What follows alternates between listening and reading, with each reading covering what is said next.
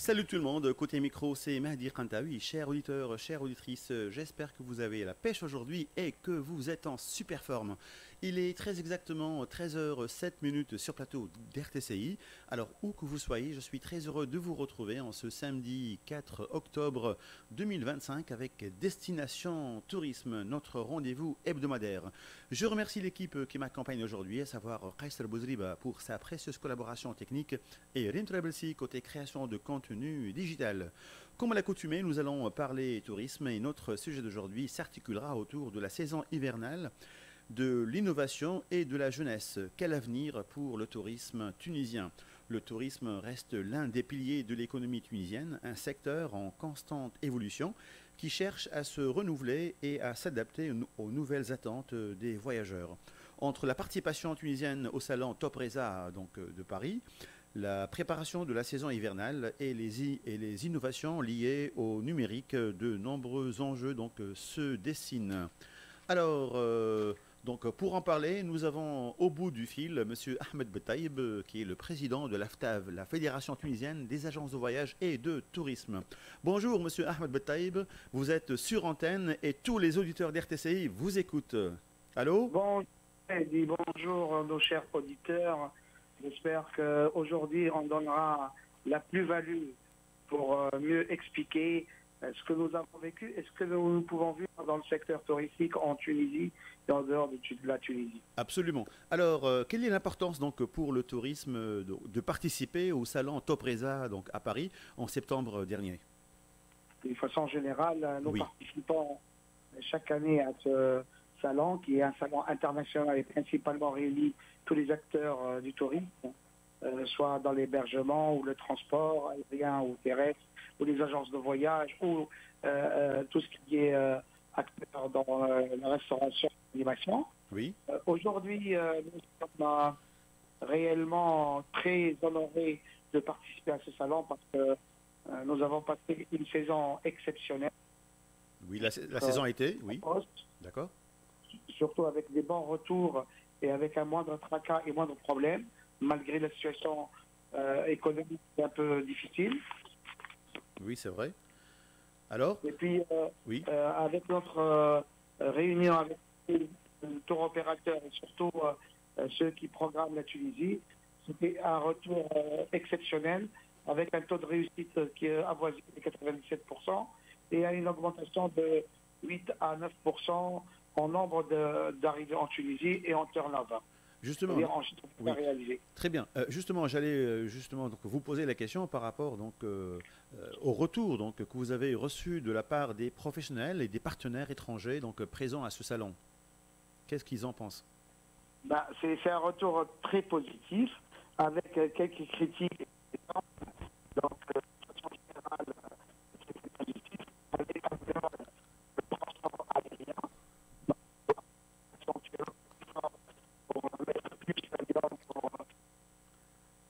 Allô, vous avez un problème de réseau, Sid Ahmed, allô?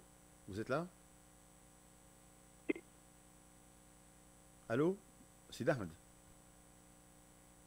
Essayez de vous déplacer parce qu'il y a un problème de réseau. Hein. Allô? Allô, oui, essayez de vous déplacer un peu parce qu'il y a un problème de réseau. D'accord, ok. Alors, Sid Ahmed, vous êtes là? Allô? Et vous m'entendez? Oui, je vous entends. Donc, essayez de vous déplacer un peu là où il y a un peu de réseau. On va essayer. Donc, alors, parlez, vous pouvez parler. Sid Ahmed, vous êtes là? Vous êtes là? Et réellement, par des acteurs, oui. Augmenter la capacité des sièges et être un pont aérien entre la Tunisie et le monde entier. D'accord, très bien. Alors, quels étaient donc les principaux messages ou objectifs que la délégation tunisienne voulait transmettre à Paris?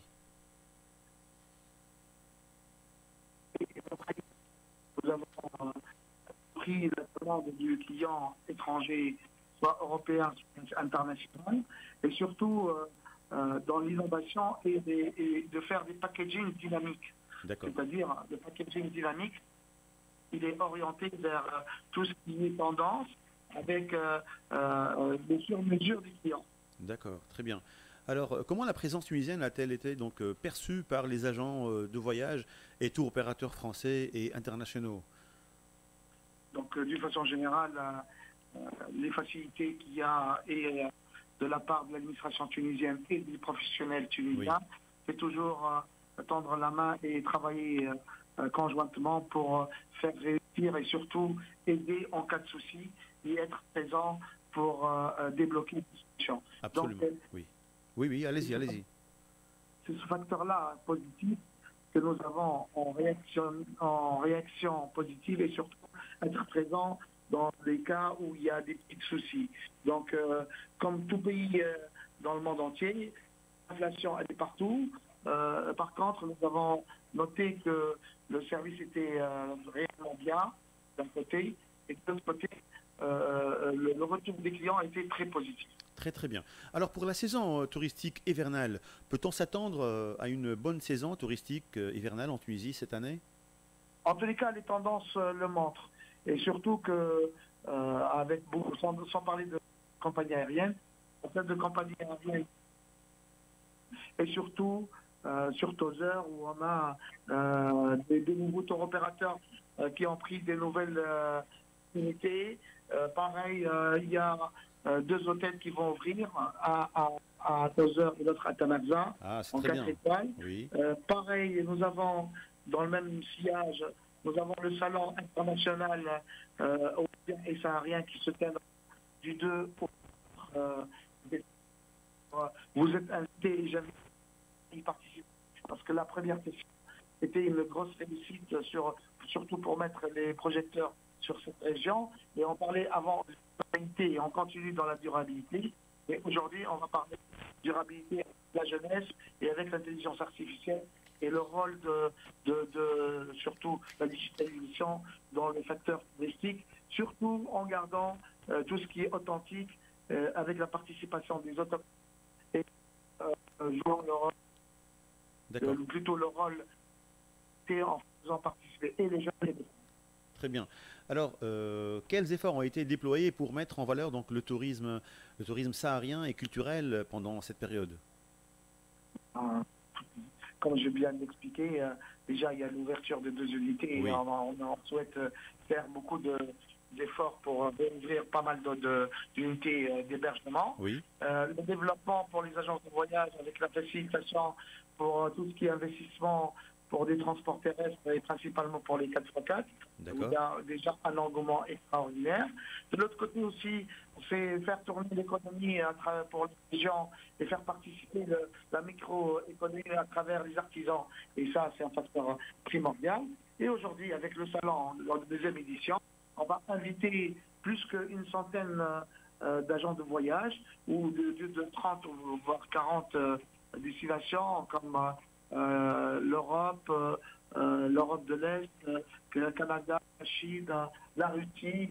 Donc c'est une ouverture et surtout les pays arabes avec certains pays arabes comme l'Algérie et l'Arabie Saoudite.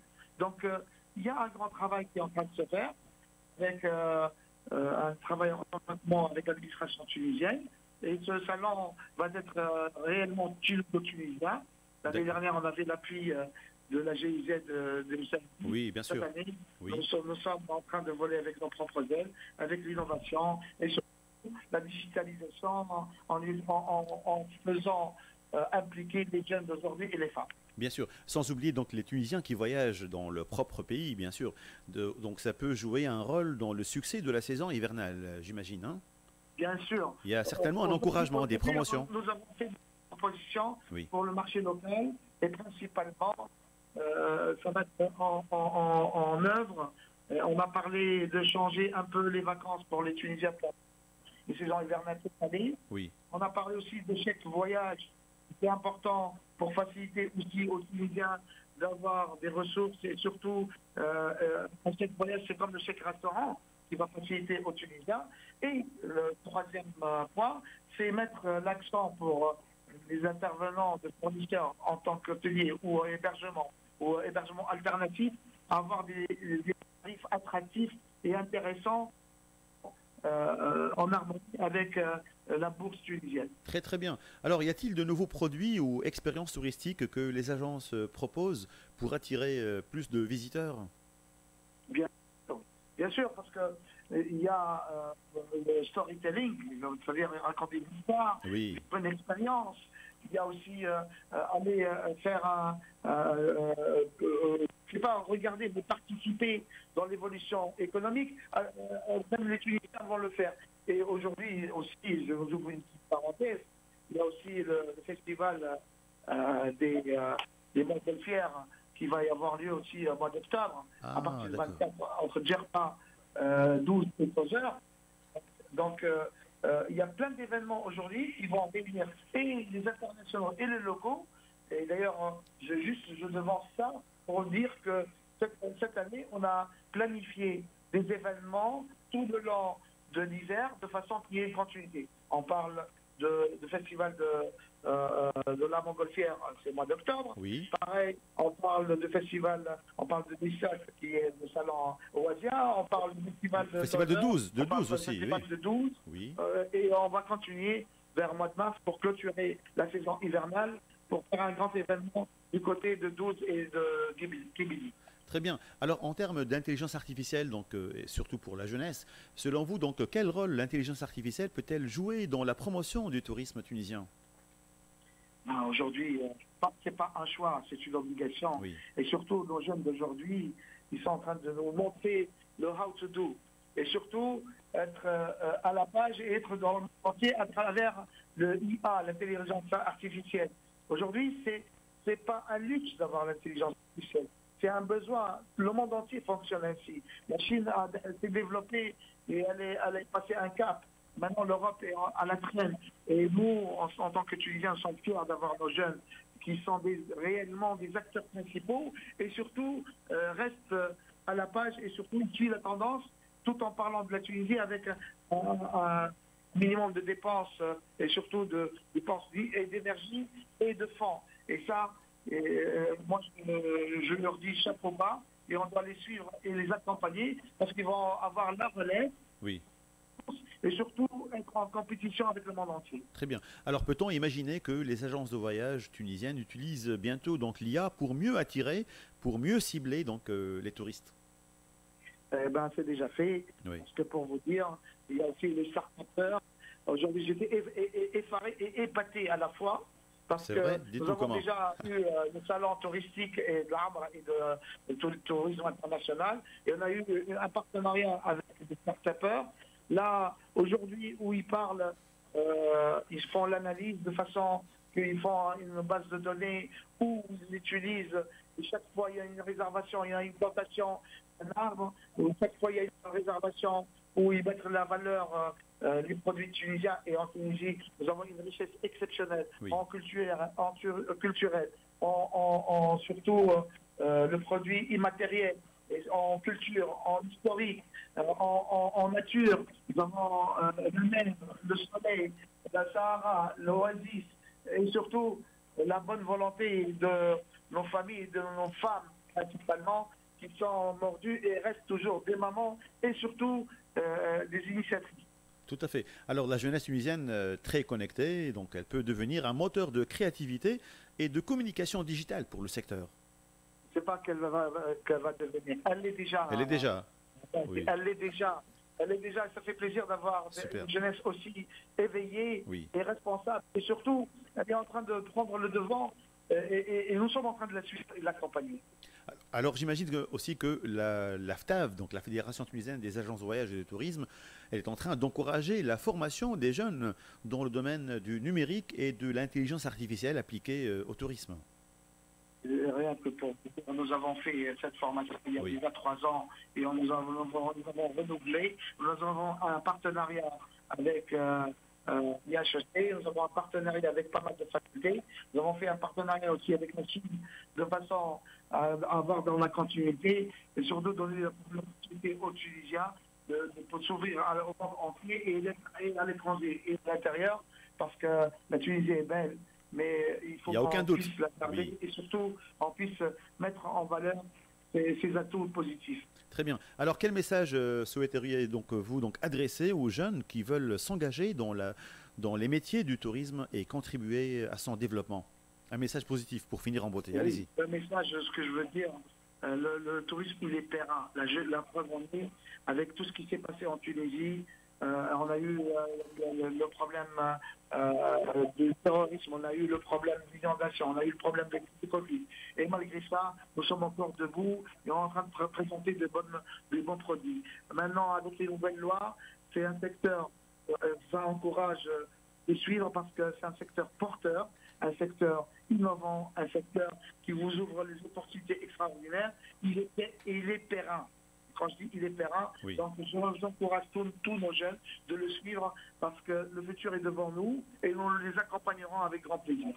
Très bien. Donc, notre rendez-vous d'aujourd'hui touche à sa fin. Merci, Monsieur Ahmed Taïb.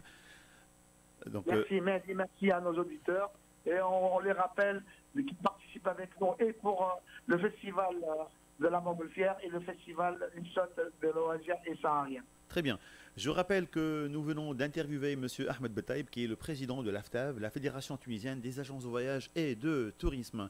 Alors, je remercie l'équipe qui m'a accompagné aujourd'hui, à savoir Kaiser Bouzriba pour sa précieuse collaboration technique et Rim Trebelsi côté création de contenu digital. Et côté micro, c'était là Mehdi Kantaoui. Mesdames et messieurs, je vous remercie de nous avoir suivis dans l'espoir de vous retrouver samedi prochain avec la nouvelle, donc avec la chronique Destination Tourisme. D'ici là, portez-vous bien, amusez-vous bien et surtout ne cessez pas de nous écouter et restez toujours fidèles à nos ondes d'RTCI. Allez, bye. Destination Tourisme. RTCI.